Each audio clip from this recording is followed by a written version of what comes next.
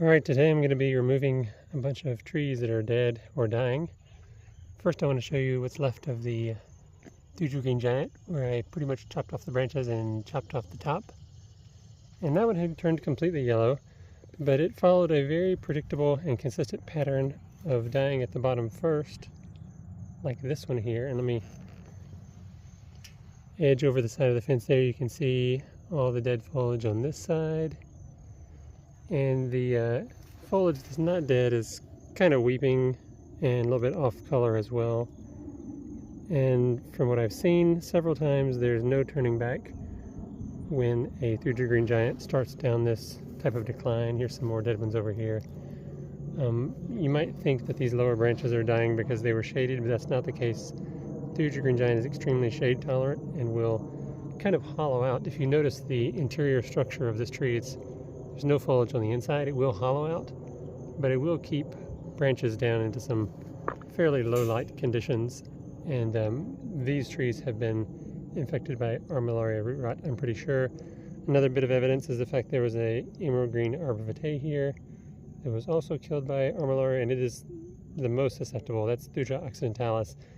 The emerald green arbor vitae, you may or may not know, is a hybrid between two other thuja species. One is Thuja plicata, native to the western U.S., and the other is Thuja standishi, native to Japan. But that doesn't matter because they're all thujas, which means they're all pretty closely related. They're all in the same genus, so they're like brothers and sisters, so to speak. And that means they have about the same susceptibility to the Armillaria root rot. And it's just unfortunate that I happen to have that in my yard, because this used to be a forested area where it was already present in the roots of some trees that were here. So I'm going to rip this out and over the course of several months replant something new. But step one is to cut this down, so I'm going to get started. While I'm doing that, I'm going to cut to some footage of a hotel. Believe it or not, I went on a convention in Texas and stayed at the Gaylord Texan in Fort Worth, Texas, and inside their atrium they actually had some interesting tropical conifers growing. I will put the names of those in the description, but there's no voiceover. So let's cut to that.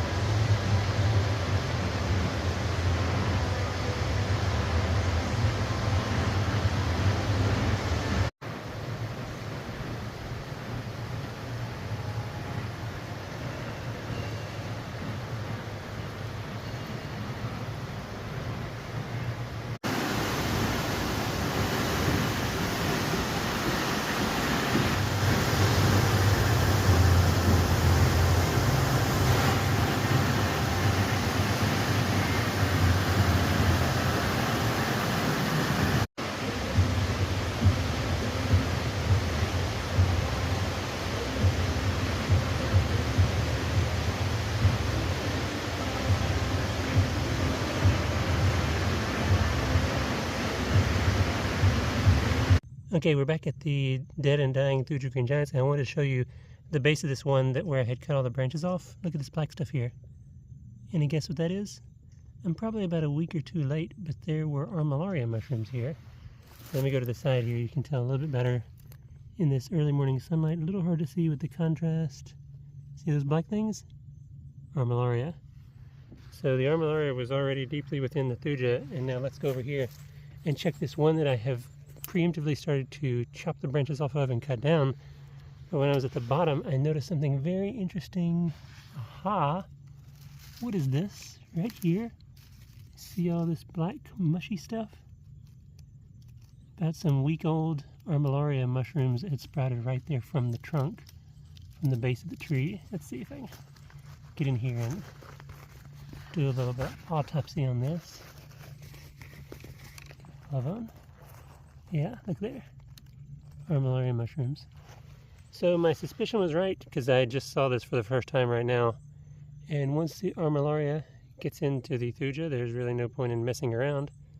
So now I'm 100% confident in the need to cut this tree down and remove it, which is really good, actually, because it means I understand what's happening here. So even though the thing that I understand is incredibly bad for the tree collection, it is good to at least know what's happening. So here we go with the removal. I took a break from my cutting to go look at some other Armillaria. This one here is a big clump, and it's going right underneath this thuja occidentalis, which on paper means that thuja is doomed, but we'll see how long that actually takes to come to fruition. Interestingly, there's another little clump right here next to this Magnolia grandiflora, which on paper is more resistant. And then there's a couple more than there and one there, and that's really close to my Norway spruce, Picea abes. So on paper, those are more resistant as well. So it's really a great field trial to see how these different species contend with the Armillaria. For now, this thuja right here, which is, according to online sources, the most susceptible, seems to be doing just fine. So let's see if that holds up. There's another clump of Armillaria peeking out from underneath some pine needles, which relates to the loblolly pine right above it. So we will get to test the Armillaria resistance of the loblolly as well. Here's some more coming up out of the grass, and it's right next to my Baccharis halimifolia, which is perfect because this species was planted just to see how it would interact with Armillaria. And it does look like it's creating some blooms here. I guess it's that time of the year.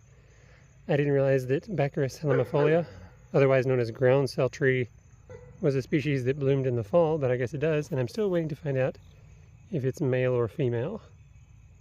Guess I'll find out soon. This is just a little something interesting I spotted while passing through the collection. I never realized that Euonymus had a fruit.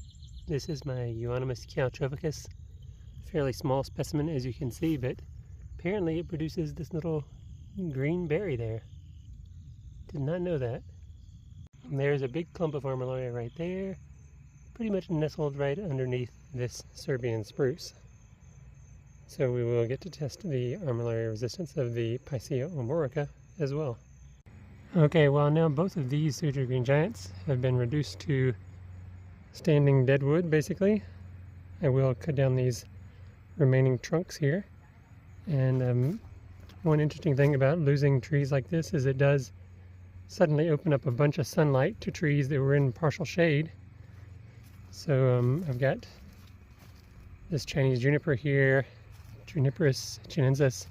This is the Gracilior cultivar. It's going to get a lot more sun now. And then this Dahoon holly that actually lost the top of it. You can see right there. Last winter, due to cold, it's been growing a lot this summer in partial shade to almost mostly shade. So now it's going into partial sun. And then this Burkii red cedar right here with the bluish colored foliage is definitely going to benefit a lot from all this extra sun. It's getting really big, and you can see I've got a very thick planting here. I learned my lesson about having only one row of trees. I have multiple rows now. Some magnolia there, there's a little gem, spelled G-E-M, as in gemstone magnolia, and then there's a sweet bay magnolia here, getting really tall, and the D.D. Blanchard magnolia right there. So lots of stuff to have a little bit of privacy left, but nothing like it was with the, especially this low point right here, hardly any privacy there. But it will regrow over the coming years. And you can see I've got the Elaeagnus and the Pyracantha there are providing some privacy. So we'll see what happens. Really nothing you can do once the Armillaria gets a tree.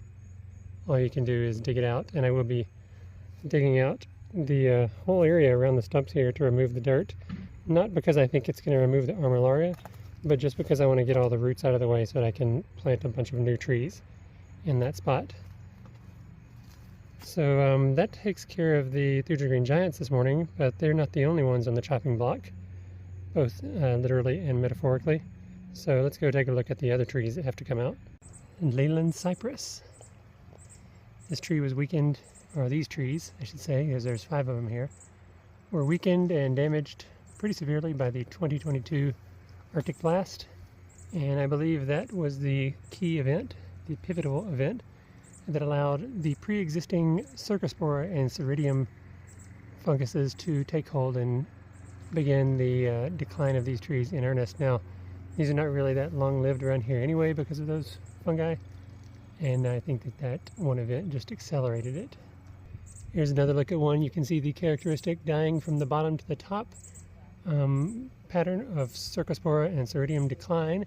One exception to that is the very top, where there is a Virginia creeper vine growing on the dead tops. Those were not killed by the fungus, they were killed by the cold of 2022 that did completely kill the top of the tree, so kind of really getting attacked from both ends here. But there's no point in waiting around for them to slowly die, as all the others in my area and neighborhood have. I'm going to go ahead and take them out now while I'm heading into the fall, so I can use the cool weather of fall, winter, and spring to redevelop this area. Okay, there's a pile of debris there where I took out one of the leyland cypresses. Let me get a little closer. Okay, there's the remaining standing deadwood trunk slash stump there. I will cut that off a little bit lower to the ground when I start to remove the stump. But for now, that's what's left, and I've got one more here on this side to do and 3 more over here. I think I will do that on a different day. So for now, the removal is on pause, and I'll probably go ahead, well, I don't know, I might do more tomorrow. We'll see. If I did more, I'll do another video. I was on the way back after inspecting that destruction there, and I noticed how cool this side of the evergreen collection looks. There are 2 Norway spruces tucked in here behind the Berkii red cedars. I don't know if I really show those very much. And you can see there is the blue atlas cedar there, getting very tall this year. And I probably need to, oh nope, I think the top looks good. I was going to say trim the double leaders, but they're not really double leaders. I trimmed one double leader that was an actual double leader. And lots of growth on the blue atlas cedar this year, but of course sparse in terms of foliage. Not a very good screening tree, but definitely a really fun specimen tree.